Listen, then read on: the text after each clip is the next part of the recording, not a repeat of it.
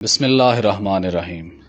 یہ داستان ہے ایک پاکستانی کی جس نے اسرائیل کے اندر گھس کر جاسوسی کی اور اپنے دین اور رسول اللہ صلی اللہ علیہ وآلہ وسلم کی حرمت کی خاطر یہ فریضہ سر انجام دیا۔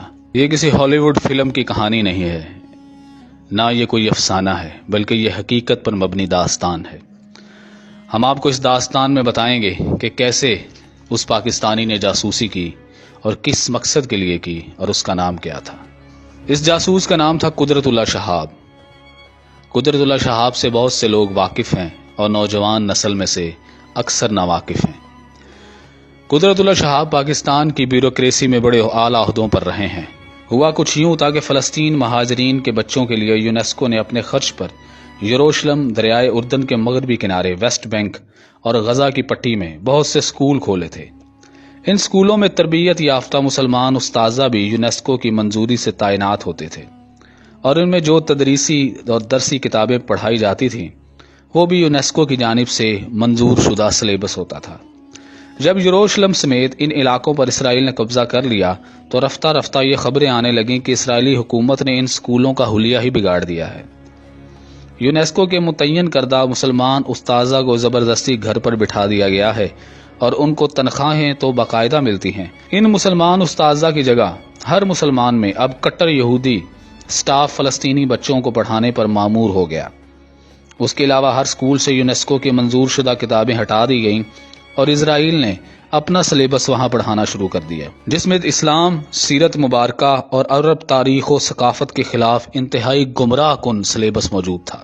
جب یہ معلومات یونائٹڈ نیشن میں عرب لیگ کو پہنچی تو انہوں نے اس کے خلاف اقوام متحدہ میں شکایت کی۔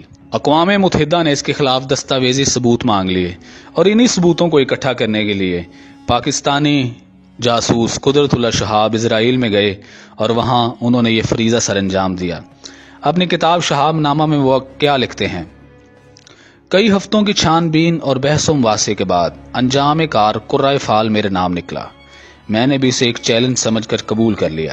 یہ بات نہیں کہ میں جیمز بانڈ کی طرح کسی خطرناک اور سنسنی خیز مہم میں کود کر جان کی بازی لگانے کا شوقین تھا، بلکہ وجہ صرف یہ تھی کہ ملازمت سے استعفیٰ دینے کے بعد اس زمانے میں میرے پاس کچھ فالتو وقت تھا۔ اس کے علاوہ میرے دل میں ایک لگن یہ بھی تھی کہ شاید اس بہانے میرے ہزاروں فلسطینی بچوں کی کوئی خدمت ہو سکے جو اسرائیل کے قبضہ اختیار میں آ کر ایسی کتابیں پڑھنے پر مجبور ہیں جن میں دین اسلام اور رسول اللہ صلی اللہ علیہ وآلہ وسلم کی ذات مبارکہ پر انتہائی رقیق، بے بنیاد، غلیظ اور گمراہ کن حملے کیے گئے ہیں۔ چنانچہ میرا رابطہ خفیہ تنظیم سے کروا دیا گیا۔ چند ہفتے مجھے پیرس، قاہرہ اور بیروت میں زیر تربیت رکھا گیا۔ اس کے بعد ایک جیلی ایرانی پاسپورٹ پر مجھے 10 روز کے لیے اسرائیل بھیجنے کا پروگرام طے ہو گیا۔ اس زمانے میں سابق شاہ ایران کی حکومت نے اسرائیل کو تسلیم کیا ہوا تھا۔ ٹریننگ کے دوران میری سب سے بڑی کمزوری یہ پائی گئی کہ میں اپنا اصلی نام بھلا کر اپنا فرضی نام جو ایرانی نام تھا بار بار چونک جاتا ہوں۔ زندگی میں پہلی بار مجھے احساس ہوا کہ انسان اپنی ذات کے گنبد میں اتنا اسیر ہوتا ہے کہ اپنے نام کی زنجیر تک سے چھٹکارا پانا کتنا محال ہے۔ میری اس کمزوری یا معذوری کو بھانپ کر میرے مددگاروں نے یہ فیصلہ کیا کہ اسرائیل میں قیام کے دوران میں سونے سے قطعاً پرہیز کروں۔ انہوں نے مجھے متنبہ کیا کہ نیند کے دوران یا نیند سے اچانک چونک کر میرے ذہن میں اپنے اصلی اور فرضی نام گڈمڈ ہو جائیں گے، جس سے نقصان کا خدشہ ہے۔ اس لیے خود احتیاطی اور عقل سلیم کا یہی تقاضا ہے کہ میں وہاں پر اپنا تمام تر وقت عالم بیداری میں گزاروں، یعنی کہ سونا ممنوع قرار دے دیا گیا۔ نیند سے بچنے کے لیے انہوں نے مجھے خوبصورت سی ڈبیا پل باکس میں کچھ گولیاں دیں۔ پہلے روز 1 گولی، دوسرے روز دوسری گولی، تیسرے روز 3 گولیاں، اس طرح ہر روز 1 گولی بڑھانے سے رات بھر نیند نہ آنے کا قوی امکان تھا۔ ان گولیوں کے علاوہ اس ڈبی میں سرخ رنگ کا ایک کیپسول بھی تھا۔ یہ کیپسول دراصل موت کی پڑیا تھی۔ اسے نگلتے ہی انسان آنن فانن ابدی نیند سو جاتا تھا۔